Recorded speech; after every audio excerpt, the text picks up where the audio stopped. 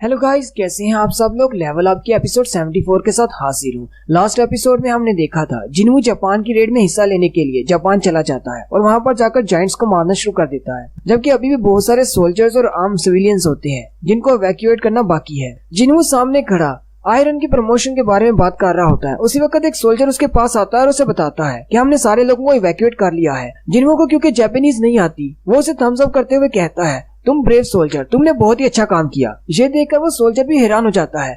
जिन्हों से कहता है, इस सोल्जर को भी अपने साथ लो और जितने भी लोग यहाँ पर बच गए हैं उन सबको सेफ जोन में पहुँचाओ। जिन्हों सोल्जर को अपने साथ ले जाता है। जिन्हों जब देखता है कि आसपास कोई भी नहीं है, जिन्हों कहता है, चलो फिर अपनी स्पीड बढ़ाते हैं। जिन्हों के सामने जो एक जायंट की डेड बॉडी पड़ी होती है, जिन्हों से कहता है, जागो, और उसके शैडो सोल्जर को बाहर निकाल लेता है। जायंट्स को शैडो सोल्जर बनाने के बाद उसकी स्पीड थोड़ी बढ़ जाती है। जापानीज के कमांड सेंटर में जो लोग मुसलसल इस सब को देख रहे होते हैं, वो कहते हैं बहुत सारे इलाके अभी तक क्लियर किए जा चुके हैं। जितने भी जायंट्स आसपास भाग गए थे उन सबको मार दिया गया है।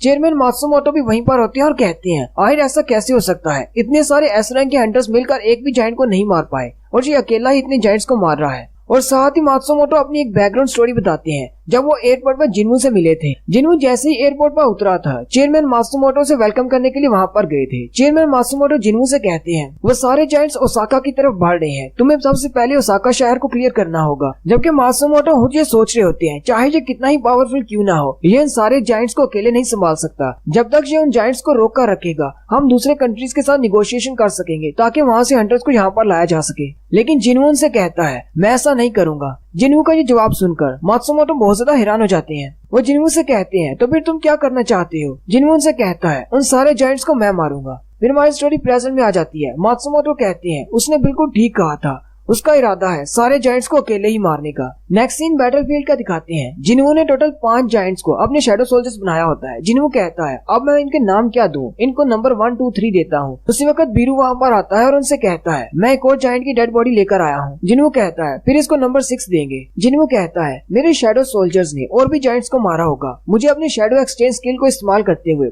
बाकी के जायंट्स से भी शैडो सोल्जर्स निकालने होंगे। वो जिन्हों से कहता है, मैं यहाँ से जा रहा हूँ, तुम थोड़ी देर के लिए खुद को संभाल लेना। जिन्हों कहता है, अभी तक तो सारा काम बहुत ही आसान रहा है, मैंने अपने शैडो सोल्जर्स को पूरे जापान में भेज दिया है। वो जाकर दूसरे हंटर्स की मदद कर रहे हैं इन जायंट्स को मारने के लिए। मेरे शैडो सोल्जर्स का मुझे ये फायदा है कि वो बार बार रीजनरेट कर सकते हैं, जबकि जायंट्स उनके साथ फाइट करके थक जाते हैं। इस तरह वो उनको नहीं हरा पाएंगे। मेरे पास अभी माना पावर बहुत ज्यादा है। जब मुझे डीमन टाइटल मिला था तब मुझे बहुत ज्यादा माना पॉइंट्स मिले थे। लेकिन असल मसला इस वक्त दूसरी छोटी डंजन्स है, क्योंकि पूरे जापान में एस रैंक की डंजन की वजह से सारे हंटर्स बिजी हैं और उन डंजन्स को क्लियर करने वाला कोई भी नहीं, और उनके गेट टूटने की वजह से सारे छोटे मॉन्स्टर्स भी बाहर निकल रहे हैं। फिर एस रैंक की डंजन को ओपन हुए 7 दिन गुजर जाते हैं। जिन्हों और जिन्हों गलियों में चलते हुए जा रहे होते हैं। सारे का सारा टोक्यो तबाह हो चुका होता है। वहीं पर उनको हानिकावा मिलती है। जिन्हों हानिकावा से पूछता है, तुम्हारे अलावा यहाँ पर और कोई हंटर तो नहीं। हानिकावा से कहती है, नहीं, यहाँ पर और कोई भी हंटर नहीं, सिर्फ मैं ही हूँ। हानिकावा उन्हें डिटेल्स के बारे में बताती है कि हमारे टोक्यो में इतने ज्यादा लोग मरे हैं कि अभी तक हम उनको टोटल काउंट भी नहीं कर पाए। जो जायंट्स इस गेट में से निकले थे, बहुत सारे जायंट्स पूरे जापान में फैल चुके हैं। इस वक्त पूरे जापान में हमारे पास 16 एस रैंक के हंटर्स हैं, जिनमें 6 जापान के हंटर्स हैं, 2 चाइना के, 3 कनाडा के और 2 इंडिया के हंटर्स हैं, और एक रशिया का और एक यूके का हंटर भी है। हमारे एस रैंक हंटर्स में सबसे पहले यूरी ऑर्लोफ मरा था, उसके बाद हानाजावा जो कि ब्लैक होल गिल्ड से है। यानी कि हमारे पास टोटल 3 एस रैंक के हंटर्स हैं जो कि अब तक मर चुके हैं। उस गेट में से टोटल 31 जायंट्स निकले थे, जिनमें से 30 तो जापान में है, जबकि एक सी को क्रॉस करते हुए चाइना की तरफ जा रहा है। हमारे पास इतने ज्यादा हंटर्स नहीं थे कि इन सब का मुकाबला किया जा सके। तुम्हारा शुक्रिया कि तुमने बहुत सारे जायंट्स को अकेले ही हरा दिया। अब जितने भी जायंट्स बचे हैं उन सबको हमारे एस रैंक के हंटर्स और तुम्हारे शैडो सोल्जर्स मिलकर हरा रहे हैं। जिन्हों कहता है, तुम्हारी डिटेल्स मैंने सुन ली, अब मुझे लगता है कि हमारे पास सिर्फ एक ही जायंट बचा है जो कि उस गेट पर खड़ा है। जिन्हों तबाह हुए टोक्यो सिटी की तरफ देखता और कहता है, ये सीन मैंने पहले कहीं पर देखा हुआ है, यहाँ पर बस आग नहीं लगी हुई। अगर आग लगी हुई होती तो ये बिल्कुल डीमन कासल की तरह लगता। जिन्हों कहता है, मैंने डंजन के अंदर उस आर्किटेक्ट को मार डाला था, मुझे लगा था शायद वो उसकी फेक बॉडी है, लेकिन अभी तक सिस्टम ने मुझे कोई भी वार्निंग या कोई भी मैसेज नहीं दिया, इसलिए शायद हो सकता है वो उसकी रियल बॉडी हो। जिन्हों कहता है, हो सकता है डीमन कासल का व्यू फ्यूचर की कोई झलक हो,